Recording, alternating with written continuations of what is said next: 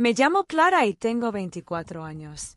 Hace apenas unos meses dejé atrás Madrid, mis estudios, mi piso compartido y todo aquello que parecía seguro pero vacío. Algo en mí pedía otra vida. No una más cómoda, sino una más verdadera.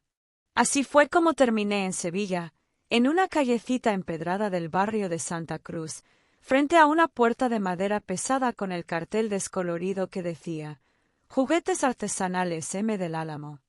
Detrás de esa puerta vivía alguien que, aunque formaba parte de mi familia, siempre había sido un misterio para mí, mi tío Manolo. Tenía 57 años, una barba como de cuento y manos grandes, curtidas por años de trabajo con madera. No era hombre de muchas palabras, pero cuando te miraba, parecía que ya lo sabía todo. Desde niña, recordaba sus regalos: una caja musical con una bailarina que giraba al compás de un vals, un caballito de madera que tenía mi nombre grabado, un rompecabezas imposible. No eran solo juguetes, eran pequeños mundos. Y ahora, en esta nueva etapa de mi vida, decidí que quería aprender a crearlos. ¿Quieres aprender?, preguntó él una mañana, sin girarse, mientras lijaba una pieza curva con movimientos suaves. Sí, quiero hacerlo de verdad, respondí. Guardó silencio. Luego, sin dejar de lijar, extendió el brazo hacia una percha y me lanzó un delantal gris con manchas de barniz.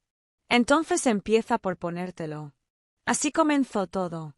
Su taller era como un refugio del tiempo, estanterías llenas de herramientas antiguas, latas de pintura con etiquetas escritas a mano, recortes de papel, figuras sin terminar, y sobre todo, ese olor. El olor a madera recién cortada, a barniz, a historia. Mi primer día fue lento. Me enseñó cómo sostener el formón, cómo tallar sin forzar el movimiento. Me explicó que la madera tiene vetas como líneas de una historia y que si no las respetas, se parte. Me hizo practicar sobre retazos, sin sentido aparente. Solo líneas rectas, luego curvas.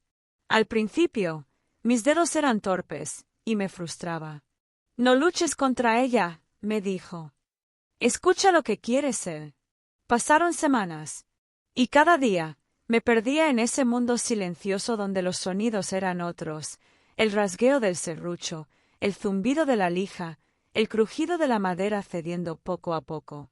Manolo no hablaba mucho, pero cuando lo hacía, dejaba frases que quedaban rondando en el aire como aserrín.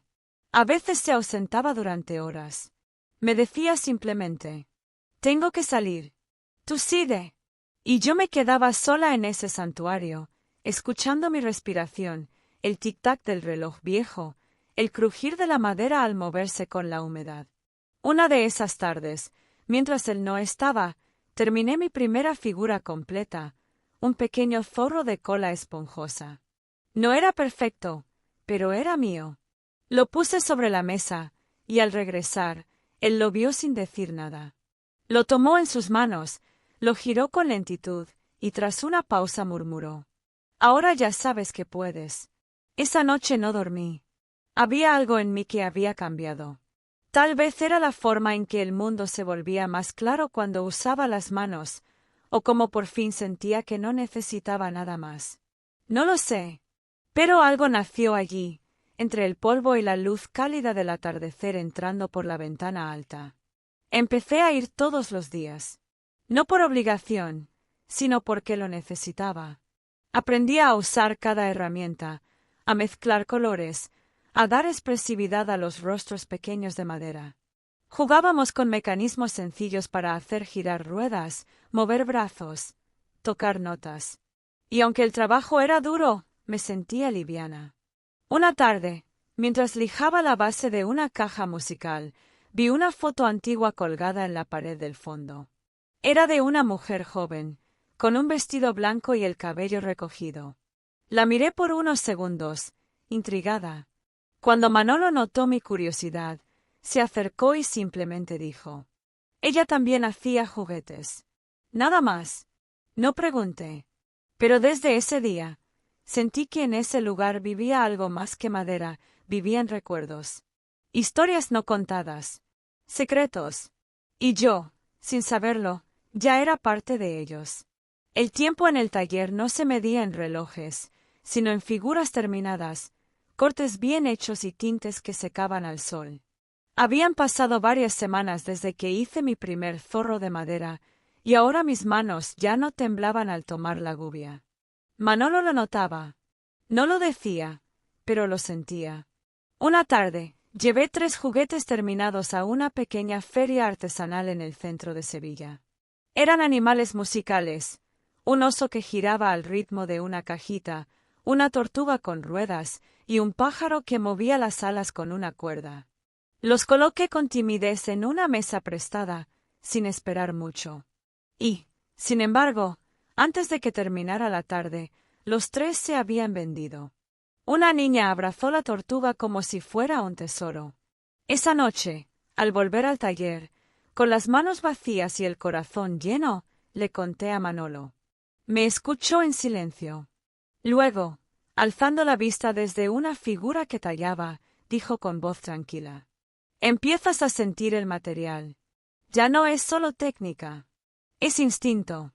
Me quedé callada, porque en esa frase había algo más profundo. Era una validación, una puerta que se abría. A partir de entonces, nuestras rutinas cambiaron. Yo ya no era solo una aprendiz, era parte del lugar. Comenzamos a compartir más tiempo, no solo tallando, sino escuchando música antigua en un viejo reproductor que él tenía guardado desde hacía años. Cuando sonaban tangos o fandangos, él sonreía de lado. Decía que la madera bailaba mejor así. A veces, el silencio se instalaba entre nosotros. Pero no era incómodo. Era cálido, como una manta invisible. Él tallaba, yo pintaba. Y en esa ausencia de palabras, había más compañía que en muchas conversaciones que tuve en mi vida. Una noche, mientras tomábamos té en unas tazas de hojalata abolladas, Manolo me miró de forma distinta. No como maestro, ni como tío. Como alguien que veía algo florecer. «Vas a lograr más de lo que crees», dijo. «Pero no será ahora. El tiempo tiene su propio ritmo, igual que la madera». Yo asentí sin entender del todo, pero su voz tenía algo profético, como si hablara desde un lugar más lejano. Esa misma semana, comenzaron a llegar pequeños encargos. Una tienda de juguetes ecológicos de Granada quería una docena de cajas musicales. Una diseñadora de interiores buscaba piezas decorativas hechas a mano. Todo se movía, y yo no sabía si debía alegrarme o temer que aquello creciera demasiado rápido. Una tarde de lluvia, Manolo salió temprano, diciendo que tenía que ir al centro a buscar una herramienta especial. Pasaron las horas. Afuera, la tormenta golpeaba los cristales. El reloj dio las 9. Luego las 10. No me preocupé. Él era así, libre y sin horarios. Pero fue en ese silencio prolongado, con la lluvia de fondo y la madera aún húmeda entre mis dedos, que algo cambió. Por primera vez, entendí que ya no necesitaba su presencia para sentirme capaz. Ni segura, ni inspirada.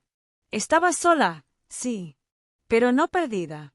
Terminaba una caja con una bailarina giratoria cuando lo comprendí. El taller ya era mi casa. Y lo que hacíamos allí era mucho más que juguetes. Era vida. La primera vez que vendí un encargo grande fue en Córdoba, en una feria de artesanía al aire libre, junto al río Guadalquivir. Aquel día, el sol caía dorado sobre los toldos blancos, y el aire olía a especias, cuero y pan recién horneado. Mi mesa estaba entre un puesto de velas aromáticas y otro de libros antiguos.